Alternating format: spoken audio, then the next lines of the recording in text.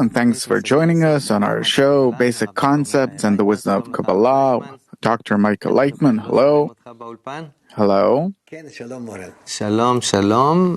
אנחנו בתוכנית שלנו היום לוקחים... Today, we'd like always, we're going to take a concept and discuss it. Today the concept is root and branch. We'd like to explain it in the simplest way for someone who just started studying this fabulous wisdom. And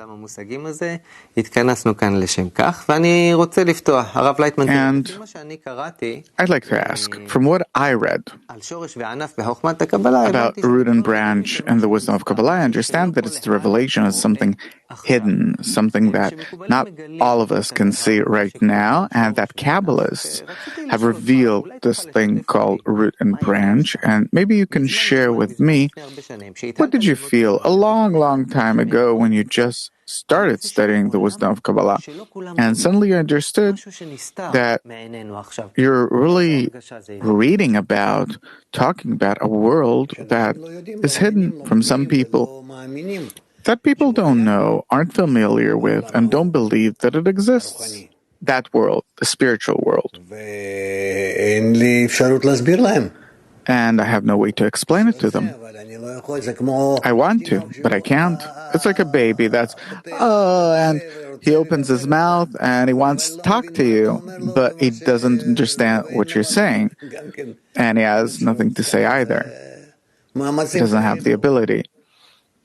So it's these kinds of effort above the abyss between the two. What is this abyss made of? It's a very special abyss, the one between us and the spiritual world. In our world, there are many degrees and levels of attainment, feeling, understanding, forms of connection that we work on all the time. How to skip, bridge over gaps of not hearing, not seeing, not feeling, understanding, and more, meaning orders of communication, of connection between people that are in different states. And with the spiritual world, it's not that we're in different states, but we simply don't know. That's the problem. We don't know what's missing in order to feel the spiritual world, but it says in many places that we can nonetheless believe them because these are serious people that didn't come to confuse us or tell us nonsense. And so what follows is that we need to somehow understand, what do they mean? So, they explain to us that our nature is the desire to receive, and we look at everything through our will to receive. From the perspective of how to better be in it and feel and pull to yourself all the time.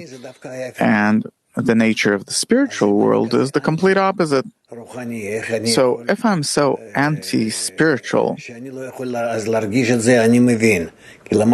that I can't feel it, okay, I understand. I studied a lot about things and technology and science in general. Okay, so I don't understand things even in our world. If a person thinks the opposite of what I do, I can't understand them.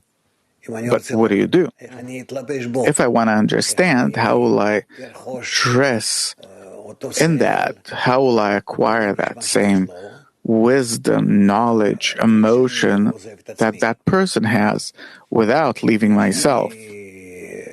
In order to understand that person, to be on the same wavelength, it's a problem. So, from what I understand, there is a world which is the opposite of our world, the complete opposite. And it's called the upper or spiritual world. Right. Now, I understand that everything that I see in this world, everything I see, it has a root in the upper world. What does it mean? It has a root, a source, from which stems a force that in our world, namely in what I feel, feels its branch. What do you mean? Anything. Anything. Suppose now here I have this cup of tea, water. So in the spiritual world, there's a root, both for the cup and for the water, for the color, for everything that you have here. And everything that we have here, it cascades, comes down to our world, and in our world turns into a branch. Where is this world of branches, of roots? These are forces. These are forces that are acting in reality, but we don't see forces. There are such forces that we can identify, reveal them, and there are such forces that we can't identify and discover because we still don't have the ability to do it. Okay, let's take this cup. I understand what it is, its root, the factory that makes these glasses. I came to the supermarket and I bought one. What does it mean that there's a root that I don't see, that is the force that creates this cup?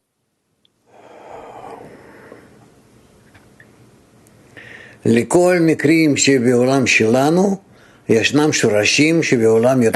in our world has a root in a higher world. That everything that we have here exists there in the form of a force, and in the form of force, and in our world becomes matter. There it exists in potential as a force, and in our world it becomes an action. Suppose this is made of glass, right? We took glass, we created a cup. That same factory probably takes that same glass and makes dishes. A cup has a different root in the spiritual world than a dish? Of course. Otherwise, how will you get a dish that's different from the cup in our world? When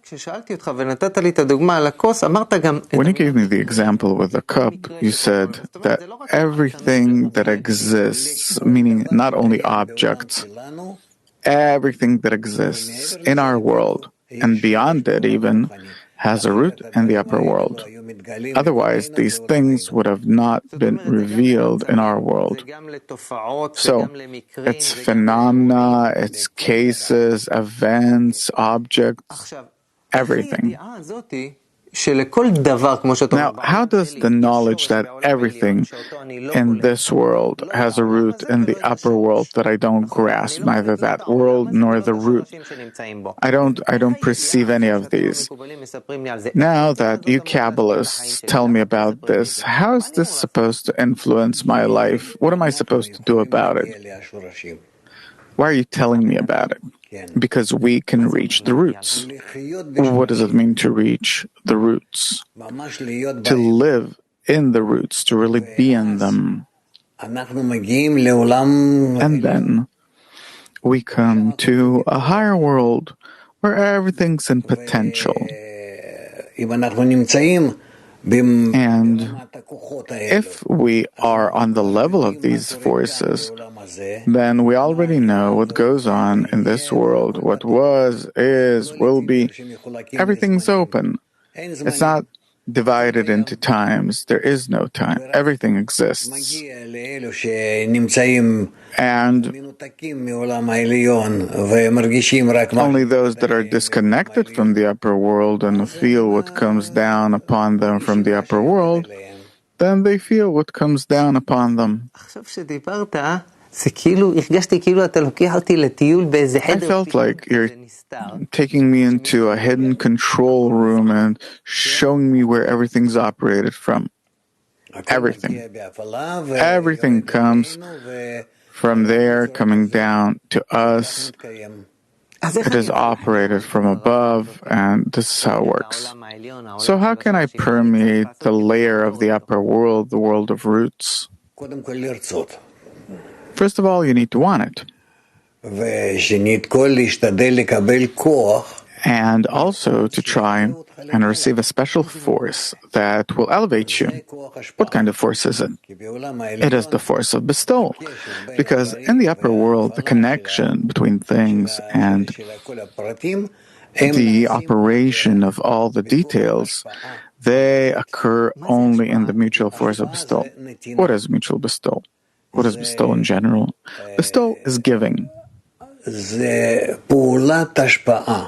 is an action of bestowal, a good action towards someone, towards something that you relate to. That, God forbid, there can't be some kind of bad attitude, but it is always one of giving, of connection, of help, of love.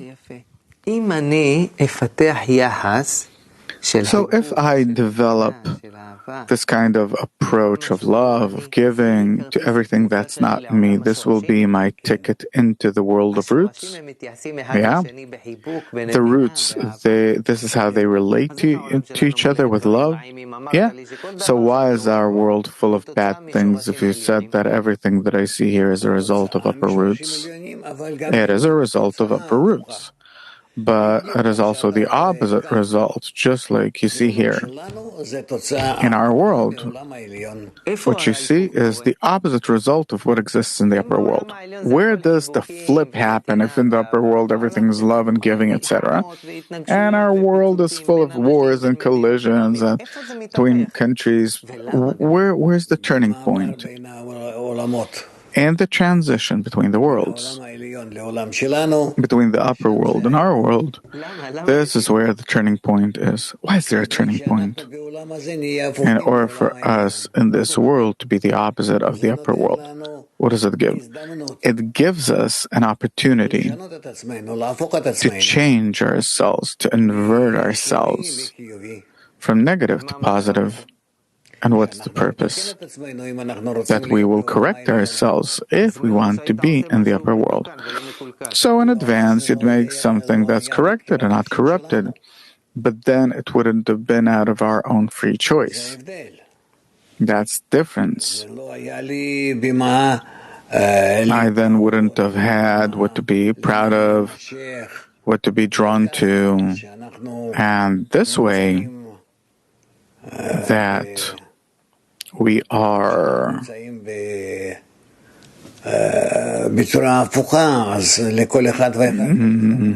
opposite way, then everyone has an opportunity to show that they are interested in rising to the upper world and being good and benevolent to everyone, like the upper force, general upper force. And that's how all of us then reach bestowal. That's beautiful. It's like a journey of development in man's perception. All of mankind is going through a developmental process in which all of us are coming closer to a state where we will understand that in all possible ways we need to go through this switch, inversion from the desire to receive to the desire to bestow, from hate to love, from rejection to embrace. Well, in humanity there are billions of people. Every person has a root of their own. Yeah? Can a person discover their root? If a person will invert himself, then he will precisely find his root. Suppose me, my root. What is my root? The force of good. That right now is the opposite of what you are. Okay, there's me, the Owen that I'm familiar with, which is me. So if I understand the explanation, then I have a spiritual root, which is the good me. Yeah? Yeah, that's how it is. So let's take the good me and the me right now. The good me is the spiritual root for the me right now. Yeah. Who came first? The good Oren, the good you. Okay, so the good me created the not so good me? Yeah. It's like cause and consequence? Yeah. The not so good me can connect to the good me, to influence me, myself, to change something. Your current self can only ask your better self to invert yourself, to correct yourself from bad to good. How do I connect to my good, or to the good Oren? Through prayer, request, different deeds that you can perform in this world. I need to look for my root, this good Oren, in everything that I look for, and you won't find him that way, because where is he? You said that that's my root, so that's the closest thing to me. Closest, yes, but on the inside, the good Oren, the good you, can be revealed only on condition that you ask him to be good. And how do you know that it's good? Because you ask him to be benevolent to all created beings. When do I need to ask? I ask him to make me good, to make me benevolent toward others. When do I ask? All the time. There's no specific time for it. Is he accessible? Always. He's like waiting for me. Can I say that? Yeah, exactly. You can say that. That's true. Correct. Okay, I have 1,000 different questions about this. Why did you, Kabbalists, choose, in order to describe this beautiful relationship between root and branch, why did you choose the imagery of root and branch from the vegetative world? Because it's true, that's how all of humanity is built and all of nature is built. That what you have at the top is the root, and what you have below in our world is its branch. Here it's the very opposite. The root's inside the ground, then grows the plant sprouts and grows, and you get the stem and branches. Here it's the opposite. Also, why did they skip over, why only root and branch? You can say, of course, on the way there's everything. Otherwise, there can't be in our world something that doesn't exist in the spiritual world.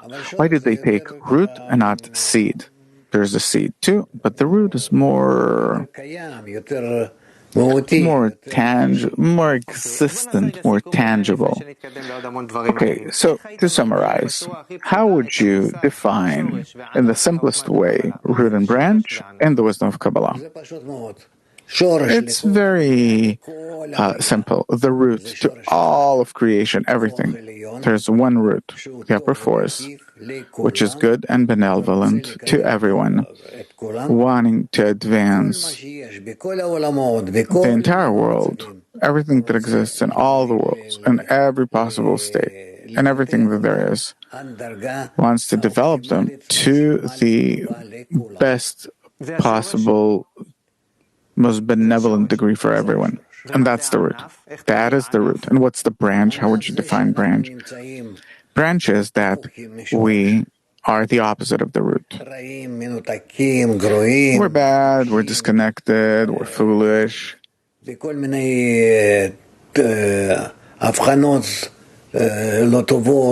have different bad discernments. We're immersed in our ego, in short.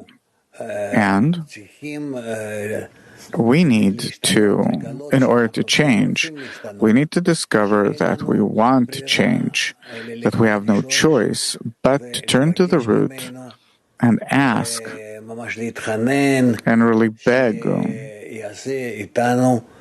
that he will make us, turn us into something that's similar to it. When I see different things happening around me, different objects, now that you taught me that everything that I see has a root, I need to try and think about everything that I see. What is its root? Suppose here I see a shelf with books. I need to tell myself, interesting, what is the root of a book? What's the root of a shelf, of a TV screen? About whatever happens, I need to ask about its root? No, it's not about that. We're talking only about the corrections that exist in our world on the uppermost level. What is it? Relationships between people, relations between people that I need to discover. My relations with other people, to want to be with them in a state of a good connection, good, benevolent, beneficial connection. And then, this way, I come closer to the root. So, in relationships, I need to search for the upper roots. Yeah. First of all, in the relationships with people. So, suppose I had some unpleasant incident with someone. With you, suppose. Later I need to tell myself, Oren, think what was the spiritual root. To the extent that you harmed someone, including me, by that you move away from the root. Why did it happen to me? You were given an opportunity to come closer to me and to the root. That I was here as a means in order for you to rise to the root. And you did not understand this invitation.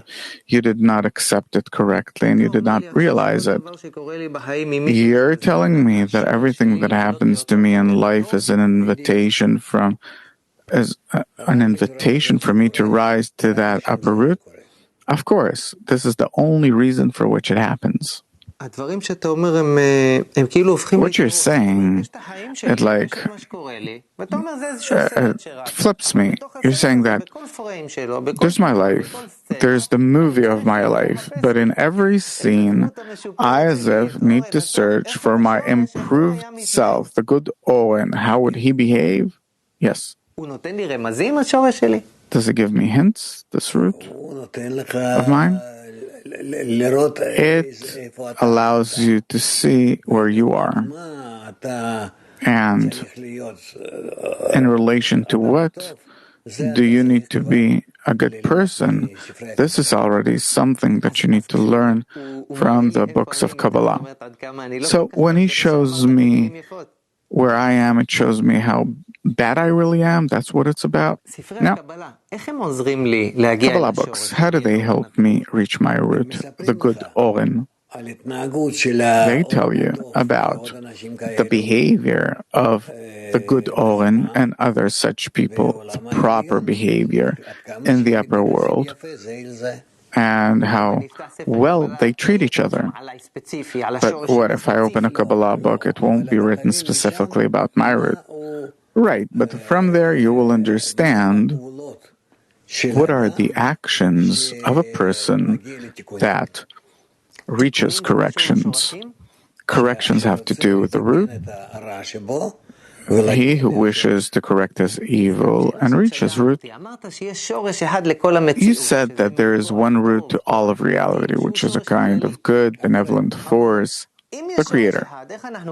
If there's one root, how is it that there's so many of us, so many cases, events, occurrences? The Creator, this force of good, has created us and then broke us. Instead of the force of good that He put into us, He gave us the bad force, the force of bad. And we need to inquire what is our evil, and how to invert it, correct it for the better. Why? What for? In order for us to have work to do. In order for us. Dr. Laitman, suppose that more and more people in the world will start revealing their root. How will that affect our life? will become better. There will be many people among us that talk about the good, that tell about the good, about the purpose of creation, which is to bring all people to good relations between them, to a good, nice kind of bestowal, and then the world will change. Do you think that it's relevant in a world that today is full of chaos and war? Precisely the opposite form of what I'm talking about, and this is the correct form that needs to become revealed fully, and it already is, where no one thinks that we're living in a good world. So we have already reached a state from which we can start changing the world, and it's only up to our desire. We don't need anything else. What desire do we exactly need? For us to be good toward each other and to see the other as a good friend. Unfortunately, our time's almost up. You taught us plenty of exciting things today about root and branch. In your opinion, what's the most important thing for me to remember about this concept? The root is the good force of nature, and the branch is everything that happens in our world, in which there is only the desire to receive pleasure from the most corporeal matters, that each of them also acts only in order to benefit its own situation, and up to the vegetative and animate and human beings, that each wants to benefit their own state. So from this state in which each of us thinks about their own benefit, we need to think about everyone's well-being. That's it. That's the entire correction of the world. And by that, the world will receive a completely different form and characteristic, will live in a world of good. What do you wish me, as a student who just started studying the wisdom of Kabbalah? That this is actually the purpose of the teaching, that by studying, we draw upon ourselves an upper force that will correct us, change us, that will invert us from reception to bestowal, from hate to love, and for things to be good that way. This way, nothing bad can happen to a person, only good. So, cause good things, bring good things upon yourself. Come study. Thank you very much, Dr. Laitman. Thank you for being with us. Till next time, all the best.